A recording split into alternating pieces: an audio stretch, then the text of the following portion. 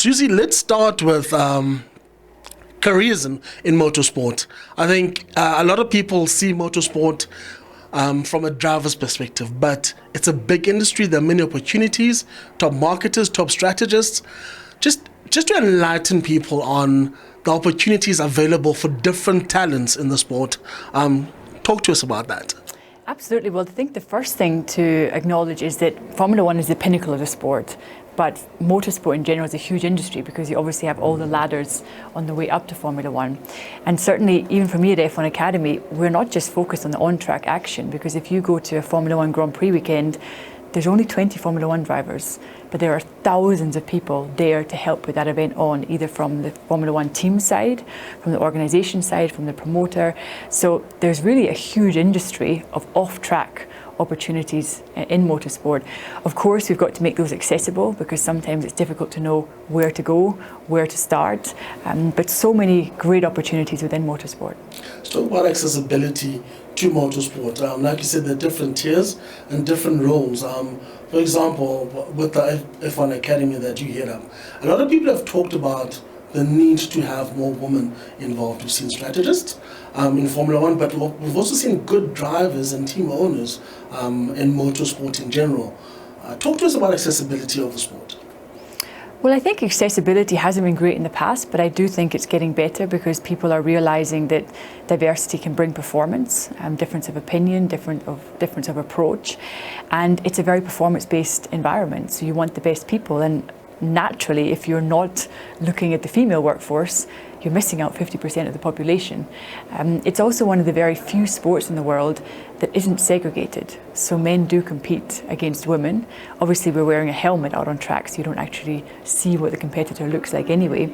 But the truth is there's more and more very talented women coming through the ranks of motorsport, ending up in Formula One.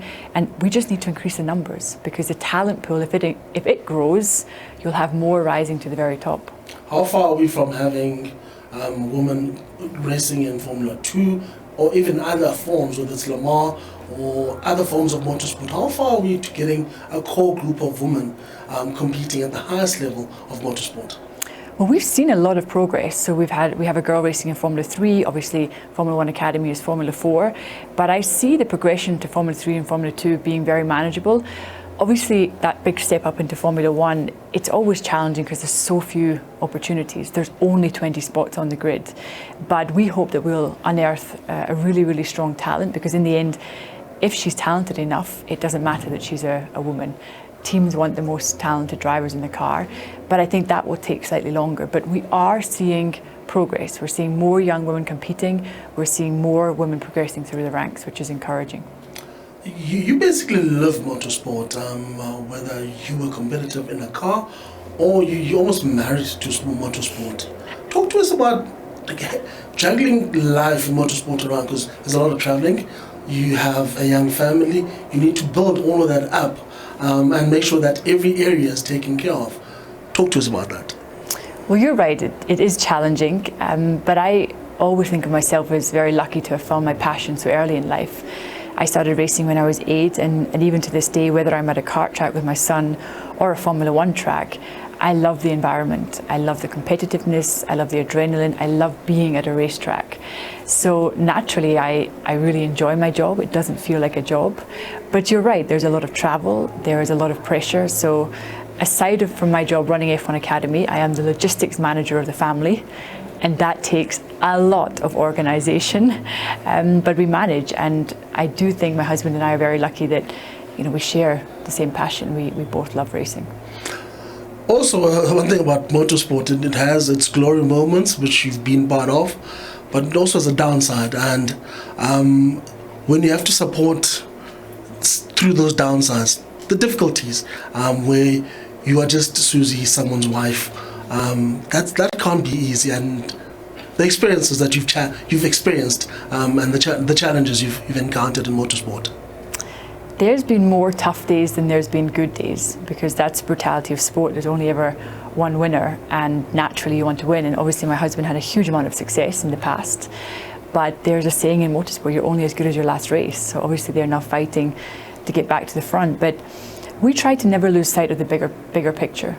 In the end, you give everything you can on every race weekend, but if you lose, you need to figure out why and come back stronger. And if you win, you have to enjoy the moment.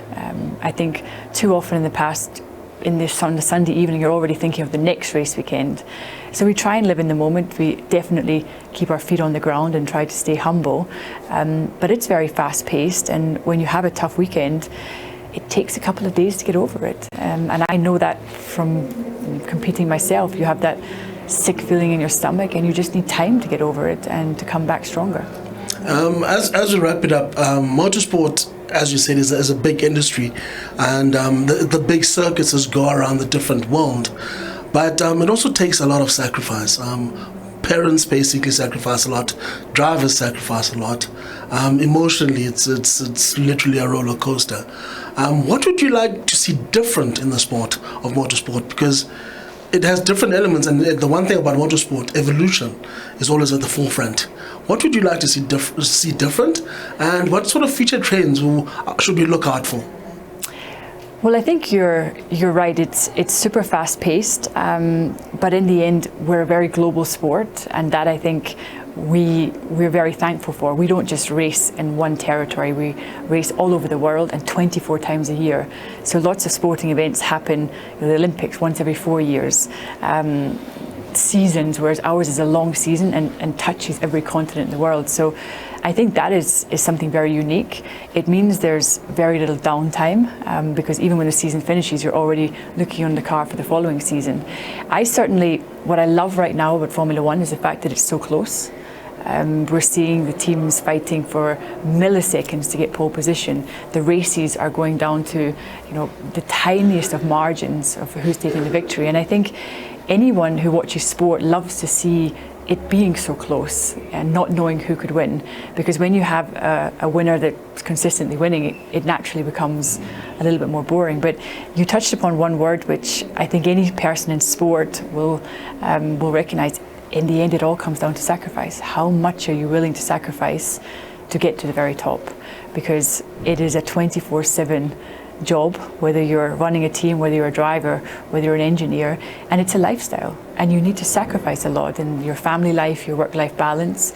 But I think the people that you see competing at the very top, whether on track or off track, they have a clear passion for what they do. They love the lifestyle, they love the competition, and ultimately that's what makes them happy. And so it's very difficult to move away from that when you're already in it. Thanks for bringing the Europeans to South Africa, and enjoy your stay in South Africa. Thank you so much. It's my first time in South Africa. I hope I can come back, and let's hope one day we have a Formula One race here. From your lips to God's ears. Thank you very much. Thank you.